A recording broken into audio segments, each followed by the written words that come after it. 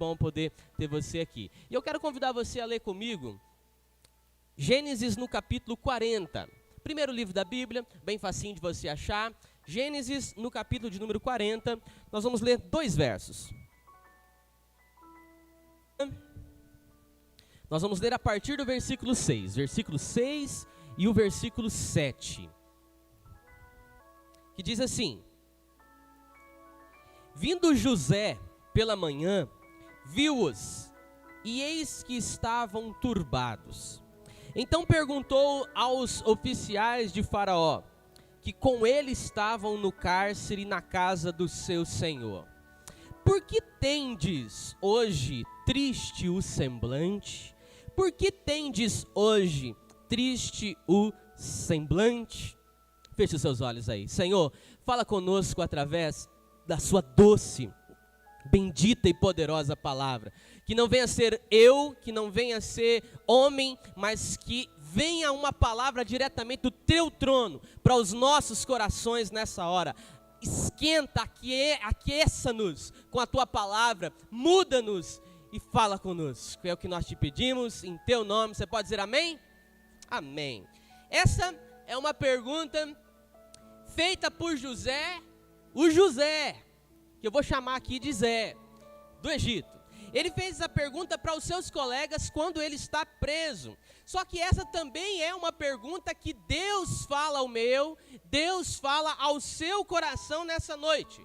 É uma pergunta que um servo do Senhor está fazendo e que ao mesmo tempo se torna Deus falando comigo nessa noite. Ele diz: Por que tendes hoje triste o semblante? Na versão, nova versão transformadora, na tua Bíblia, talvez você que usa essa versão, é a versão NVT, diz assim: Por que vocês estão preocupados? Na NVI diz: Por que hoje vocês estão com um semblante triste? Em outra versão mais antiga da Bíblia diz: Por que seu semblante demonstra medo?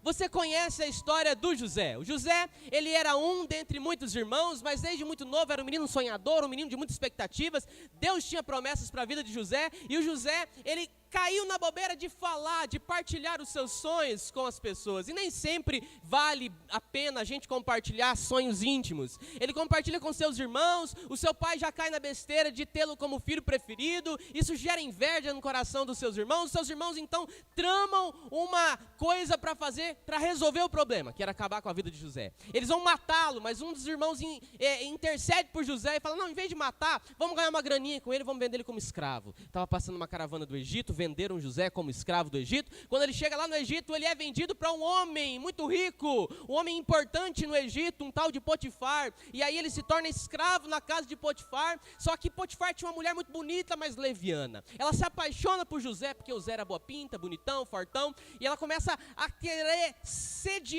assediar o Zé. E o Zé toda vez se nega, até que um dia a Bíblia diz que estava só os dois sozinhos na casa. A mulher pegou o Zé no braço e falou: Hoje você é meu. É, desse jeito. E o Zé falou: Sai daqui, sua infeliz. Por causa de Deus e por causa do meu senhor Potifar, eu não me deitarei com você. Ele correu e a mulher pegou um pedaço da roupa do Zé, saiu meio descoberto.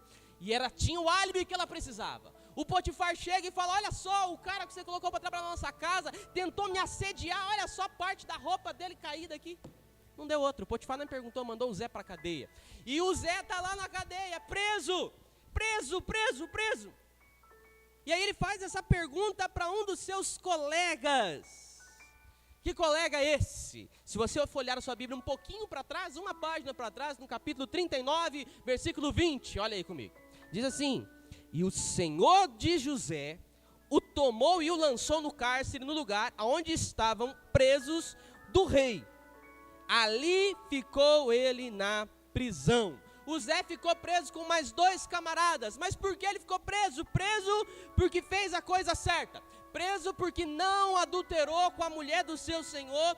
Preso por fazer aquilo que agrada a Deus. Sim, por isso o Zé foi preso. E aí a Bíblia diz que o Senhor era com José. O Espírito de Deus estava sobre José, abençoando José. Versículo de número 21 no capítulo 39, olha só. O Senhor, porém, era com José, e lhe foi benigno, e lhe deu mercê perante o carcereiro. Como assim? O Senhor é comigo. O Espírito de Deus estava sobre José e mesmo assim acontece tudo isso. Como é que o Senhor é comigo que vai me deixar nessa situação?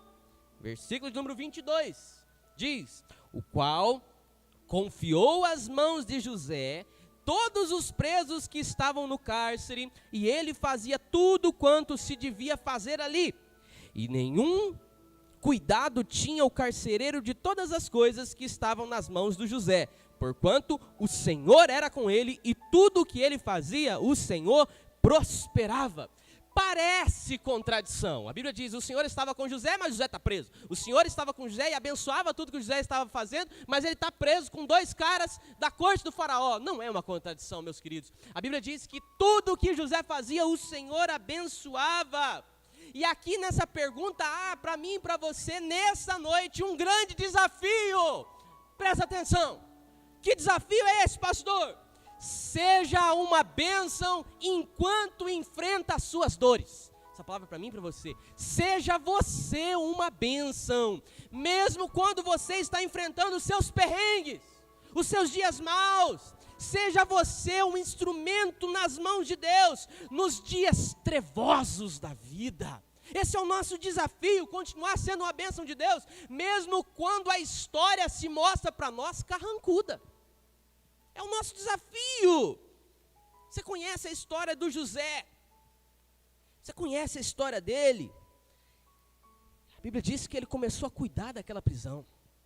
E esses 2 prisioneiros, que eram da corte de Faraó, eram caras que eram muito importantes para Faraó. Um era copeiro, era o cara que provava a comida antes de chegar na boca de Faraó, porque vai que tinha algum veneno. E era o cara que fazia o pão, comida mais importante no Egito naquela época, era o padeiro e o copeiro. E a Bíblia diz que faltavam apenas 3 dias para uma festa de arromba em todo o Egito.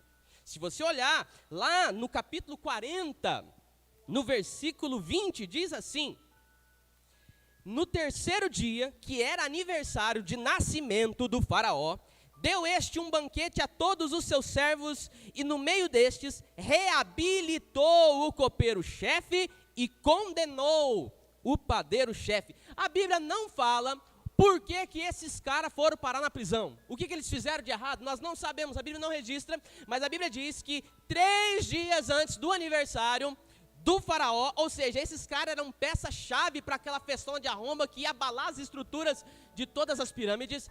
Eles eram importantes e eles foram soltos. Na verdade, um foi solto e o outro foi condenado. O padeiro não ia fazer mais pão e o copeiro voltou para a corte do faraó. A gente não sabe o que aconteceu.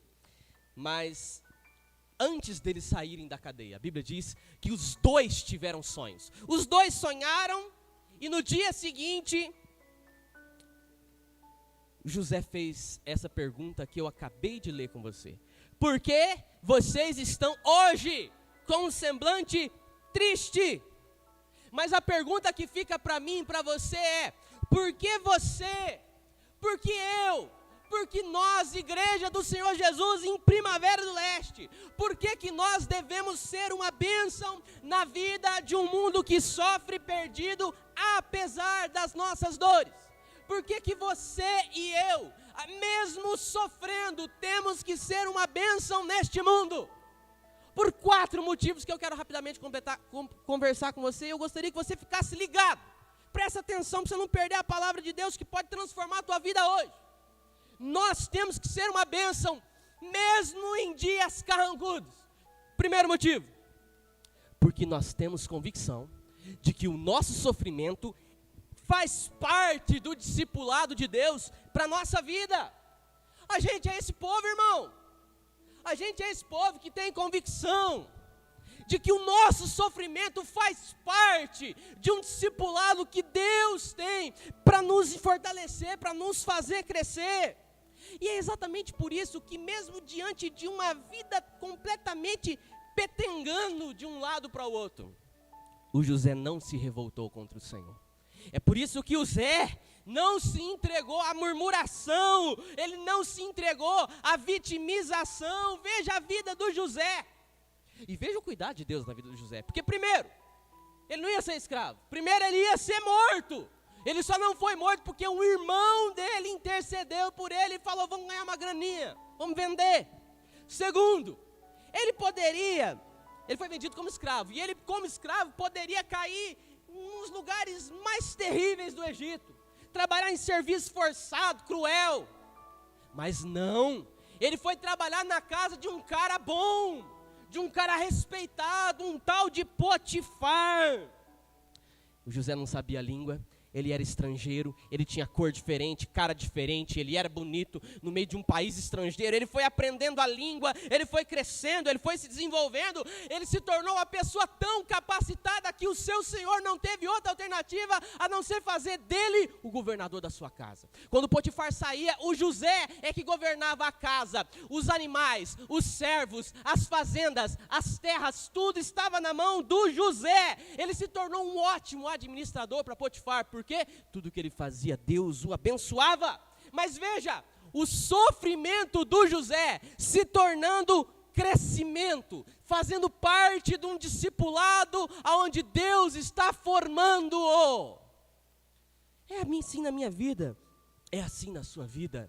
Olha, você tem passado por sofrimentos e eu creio que alguns deles são até brutais aos nossos olhos. É aquela jovem que foi violentada muito moça e mesmo sem entender o que estava acontecendo, gerou uma semente de amargura no seu coração que nunca foi curada. Se casou, teve filhos, mas essa ferida está lá. Sofrimentos profundos. Aquela mãe que sonha em ter um filho, mas o seu ventre não possibilita isso. A família, onde tudo está muito bem, o emprego está estabilizado, os compromissos estão certos e de repente, perde-se o emprego com altas dívidas para pagar. A morte de alguém que nós tanto amamos de forma repentina. Tantos sofrimentos.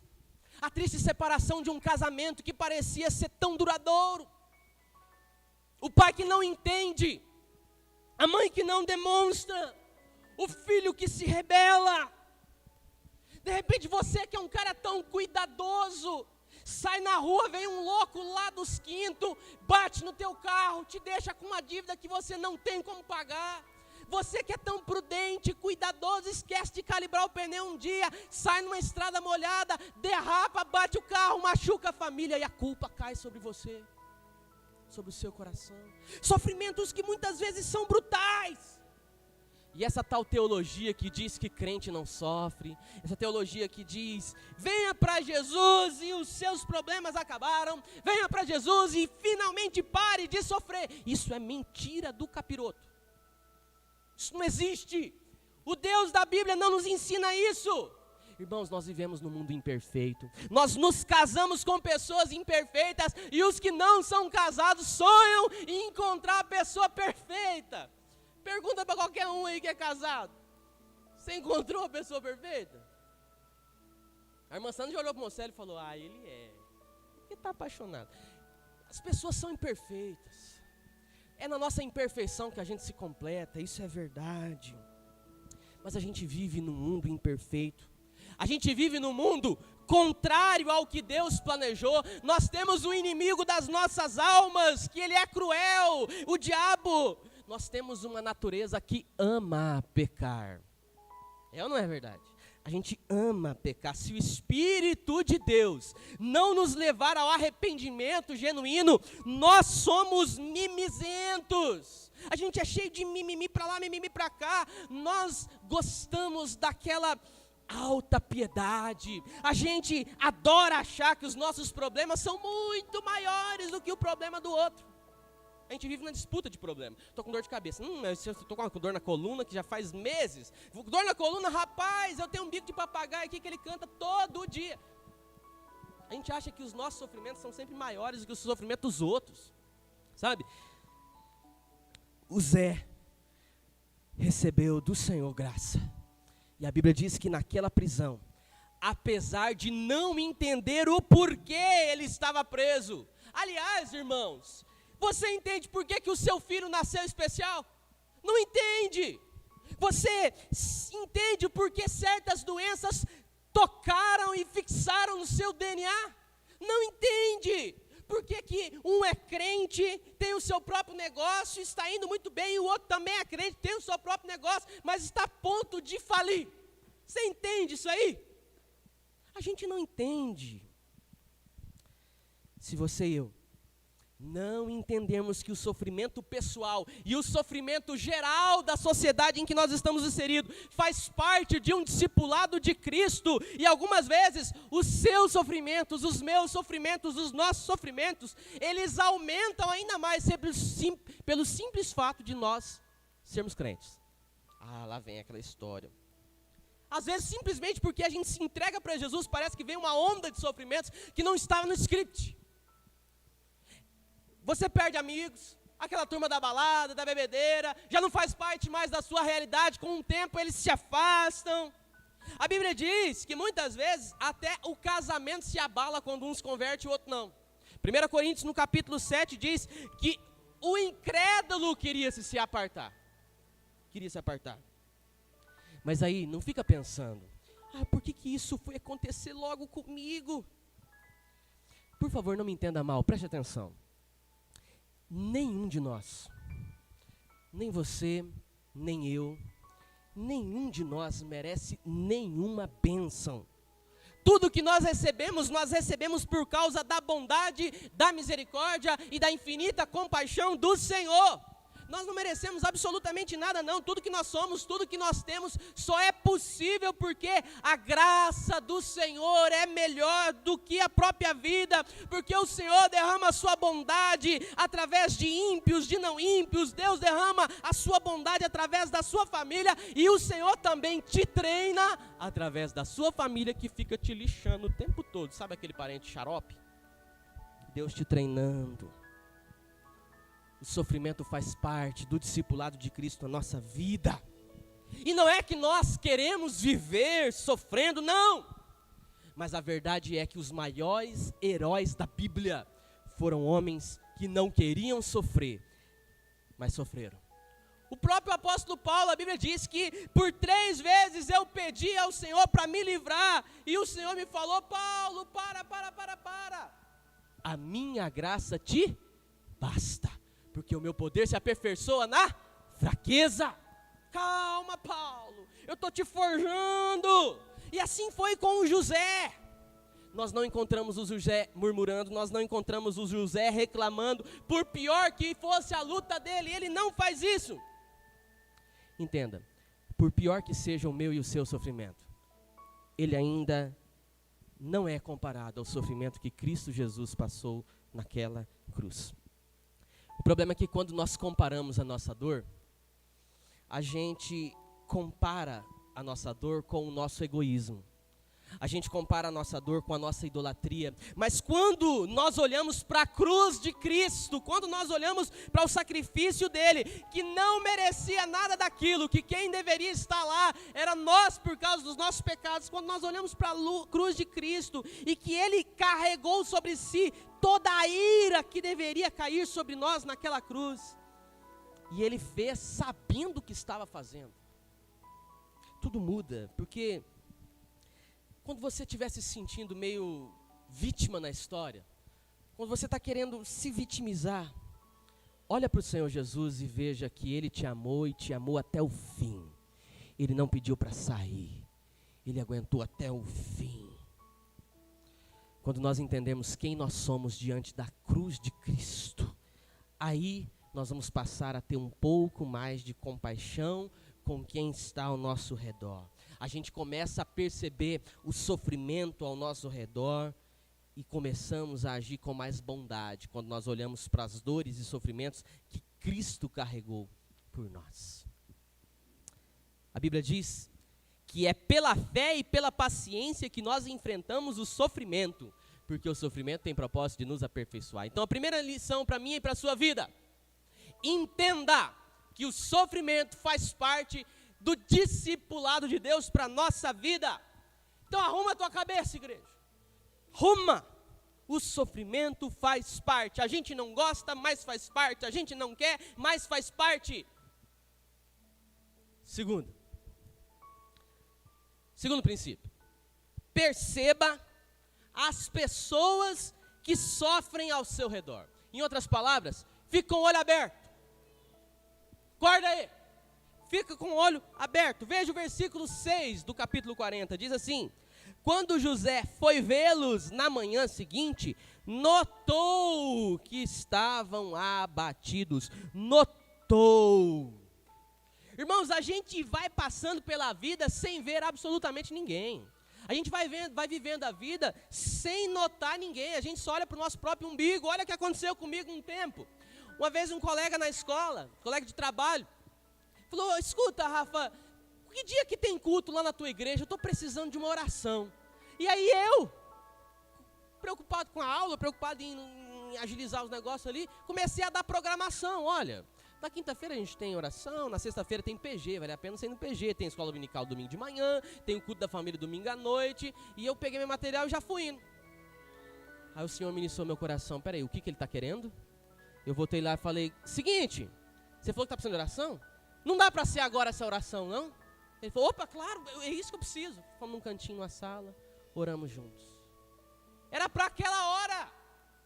Quase que um pedido de socorro passa e eu fico preocupado com os afazeres. Na nossa vida é assim. A gente parece que só fica pensando na gente.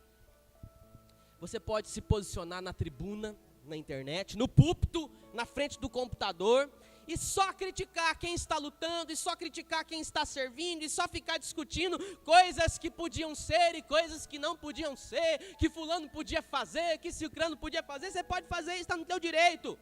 Mas lembre-se que a Bíblia diz que o Senhor nos chamou como embaixadores do Evangelho, e o Evangelho são boas novas, e o Evangelho é para trazer esperança e não desesperança, é para trazer ordem e não caos. O Evangelho é as boas novas. Então você precisa dizer: ei, você, Deus tem coisa melhor para você, Deus tem coisa boa para a tua vida. Você precisa perceber que aquele teu parente mais implicante, que aquele teu colega de trabalho que parece que não desce, aquela pessoa que te agride, que fala de você, preste atenção, essas pessoas não estão pecando contra você, essas pessoas estão pecando contra o próprio Senhor, e a Bíblia diz que no dia do juízo, Deus vai trazer isso à luz.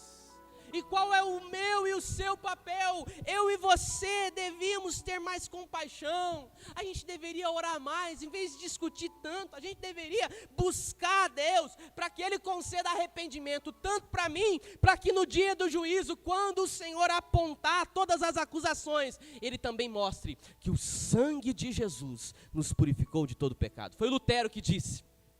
Ele estava lendo a Bíblia e ele começa a fazer uma lista de todos os seus pecados, de todos os seus traumas, de todas as suas crises, de todas as suas angústias, de todos os seus medos. Ele fez essa lista, dobrou e fez uma outra lista do lado escrito: mas o sangue de Jesus me purificou de todos esses pecados.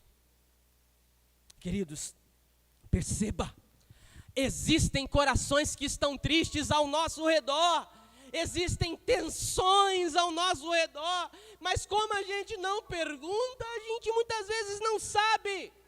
Por isso José olha para aqueles caras e diz: por que é que você está assim, tão triste? Primeira coisa, o sofrimento faz parte do discipulado do Senhor na nossa vida. Então fala com o Senhor, não reclama não. Segundo, note as pessoas, abra os seus olhos. E terceiro, faça alguma coisa. Faça alguma coisa. José perguntou: o que foi? Irmão, vá em direção e abençoe. Igreja, nós precisamos nos mover nesses tempos de pandemia como um povo que tem esperança. A gente precisa se mover como sendo aquele povo que crê no Evangelho de Jesus. A gente tem que se mover e que agir como quem anda com Deus. Tenha cuidado, cuide de você, mas também cuide do outro. Faça alguma coisa para abençoar alguém. Esse é o nosso papel. Reconheça que o seu sofrimento, o meu sofrimento, não pode nos parar. A nossa crise econômica, a nossa crise existencial não deve nos parar. Peraí, você parou pensando na vida do José? O José foi vendido como escravo, mas daí ele vai parar na casa de Potifar, rala pra caramba, se torna o governador da casa. Mas ele sai de um posto de governador daquela família para a prisão. Olha o declínio da vida de José. Sai de administrador de um cara importante para a cadeia, acusado de algo que não fez. Olha o declínio na vida de José. Mas ele não parou. Então reconheça que Deus te deu olhos de discernimento para descobrir aonde é que você está errando nos seus negócios, para você perceber as suas dificuldades, mas também te deu discernimento para você perceber os que sofrem e fazer alguma coisa para eles.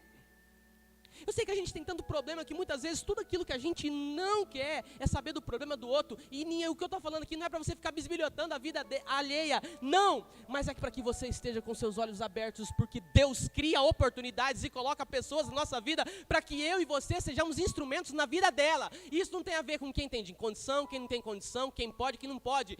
Tem a ver com a nossa missão enquanto filho de Deus. O José chega para aqueles dois caras que estão na mesma situação dele, preso, e diz: me conte, o que aconteceu? E é claro que a gente não consegue resolver o problema do mundo. É claro.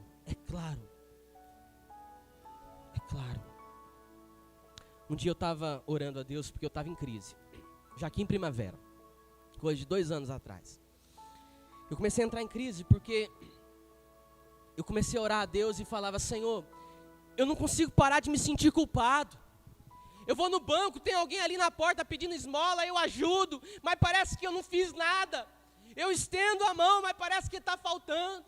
Eu vou na lanchonete com a minha família, aparece uma criança que está ali com fome, eu pago o lanche, eu dou a comida, mas parece que não resolve, parece que eu ainda fico mal com aquilo. Eu subo no púlpito da igreja, prego a palavra de Deus com zelo, com amor, com temor, com oração, e parece que ainda eu saio frustrado, parece que ninguém entendeu nada. Senhor, o que está acontecendo? E naquele dia Deus não me falou nada. Até que um dia eu estava ouvindo a ministração da Conferência Fiel de 2018. E naquela ocasião, o evangelista John Stott, um dos maiores teólogos de todos os tempos, falecido recentemente, ele estava ministrando, e naquele dia Deus usou a vida daquele homem para me lembrar daquela oração que eu tinha feito no meu quarto quando eu estava em crise. E naquela ocasião Deus disse: Rafael, você não pode fazer tudo, mas você não pode ficar sem fazer nada. Eu não posso fazer tudo, mas eu não posso ficar sem fazer nada. Você não pode ficar sem fazer nada. Seja você o bálsamo na vida de alguém. Na vida de um. O José naquele momento, ele não podia ser um bálsamo para a sua família. Ele estava no Egito, a família estava lá no povo hebreu. Naquele momento o José não podia ser um bálsamo para todo o Egito que estava passando por um período que se aproximava uma fome. Ele não podia ser um bálsamo para a vida dos seus irmãos que o prenderam, o que o venderam. Mas ele foi um bálsamo na vida daqueles 2 prisioneiros que estavam ao seu lado. Nós não vamos resolver o problema do mundo, nós não vamos acabar com a crise econômica, nós não vamos destruir essa pandemia com as nossas próprias forças, mas nós não podemos ficar sem fazer alguma coisa.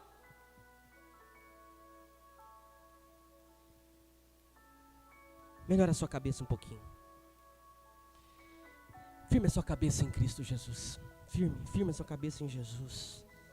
O que você sofre e o que você sofreu, por pior que seja, tem propósito de Deus. Não jogue a tua história fora, não jogue os teus sofrimentos fora. Tudo tem um propósito nos céus. 4, não se esqueça, persevere nas promessas de Deus. Persevere nas promessas de Deus. O José está no Egito, está preso, mas ele não se esqueceu das promessas de Deus e das promessas que o Senhor falou com ele quando ele ainda era um menino. Mesmo enquanto você espera, honre a Deus. Enquanto você espera, você honra a Deus. Enquanto você espera, você faz o seu melhor. Creia que coisas melhores o Senhor tem esperado. Eu mesmo sou um daqueles que falava, para de ficar falando esse negócio que o melhor de Deus ainda está por vir, porque o melhor de Deus já veio, é Jesus. Mas eu tive que fazer um ajustezinho na minha cabeça, porque isso está errado. Não é bem assim.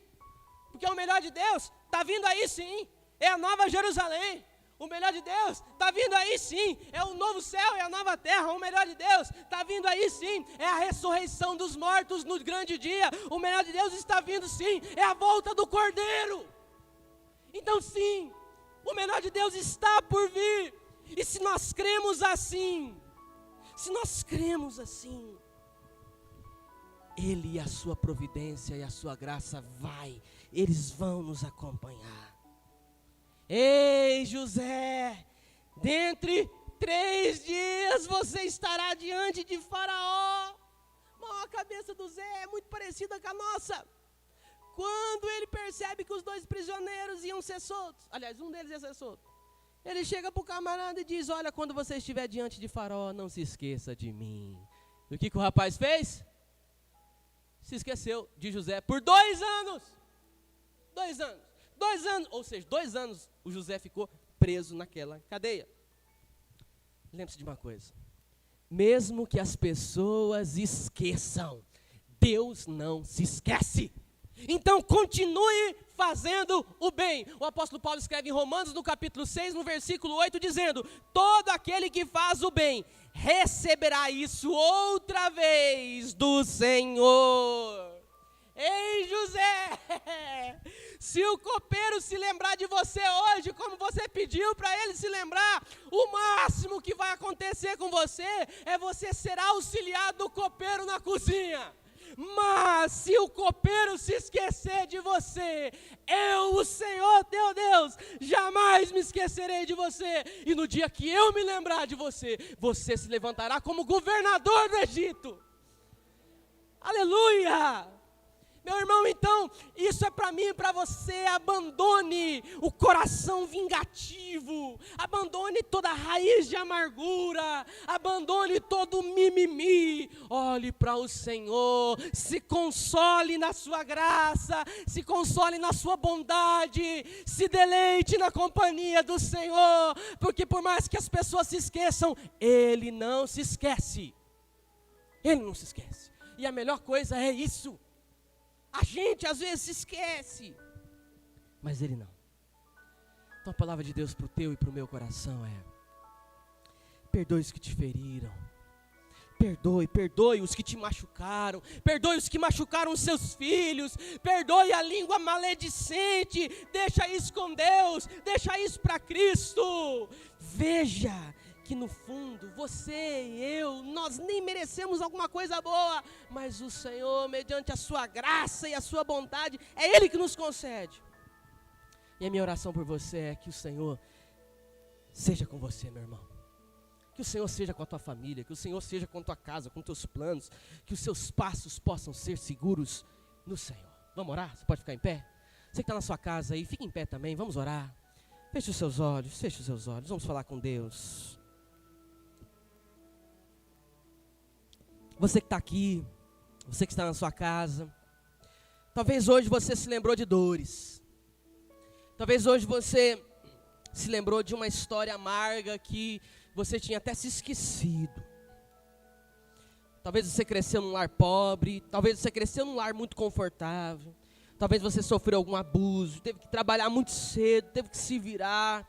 Talvez você sofreu, talvez os seus filhos sofreram muito no passado, é muita dor, eu sei, mas vamos orar para que a bondade do Senhor, que essas dores que são tão terríveis, cooperem para o momento do seu discipulado, do seu crescimento. Vamos orar. Oh Senhor Jesus, nós sabemos, ó Pai, nós cremos, nos apropriamos dessa certeza que o sofrimento faz parte. O Senhor não deseja que soframos, mas as tragédias e os sofrimentos desse mundo mal faz parte do Senhor trabalhar na nossa vida, faz parte do seu discipulado. A gente entende isso. Ah, Deus, mas a gente não quer ficar alimentando feridas que não vão jamais nos trazer coisas boas. Então ajude, ó Deus, ajude cada pessoa que está aqui a se libertar de feridas que o passado abriu e que ainda estão abertas. Sare o nosso coração, faz, ó Deus, ferimentos cicatrizarem nessa hora. Faça-nos entender e nos lembrar das tuas promessas, dos teus propósitos para a nossa vida. Oh Senhor Jesus, eu oro por cada uma das pessoas que estão aqui. Esse aqui é o teu povo, Pai. Tenha misericórdia de nós, aqueles que estão sofrendo, aquele que o ano de 2020 tem sido terrível, abalos psicológicos, financeiros sem tamanho, crises familiares. Senhor, nos assista nas nossas dores, fortalece, que nós possamos ter os nossos olhos abertos para olhar mais do que apenas para nós mesmos, que nós possamos olhar para as pessoas que estão ao nosso redor, que nós venhamos fazer alguma coisa, nos importar e agir, falar e abençoar. Ajuda-nos a ser um canal de bálsamo para a vida das pessoas. Então, ó Deus, nós oramos pelos nossos familiares, aqueles, ó Deus, que são tão problemáticos, aqueles que nós não queremos muitas vezes nem estar perto. Nós oramos por eles, oramos por aqueles que nos perseguem, colocamos, ó Deus, o nosso coração na tua balança e pedimos, ó Deus, cura-nos, ó Deus, cura-nos, ó Deus, para que nós possamos viver uma vida leve e seguir e servir ao Senhor com alegria de coração. Essa é a nossa oração. Abençoe o teu povo, abençoe a tua igreja, abençoe cada família, cada jovem, cada adolescente, em o nome de Jesus. Se você crê, diga amém. Graças a Deus, amém.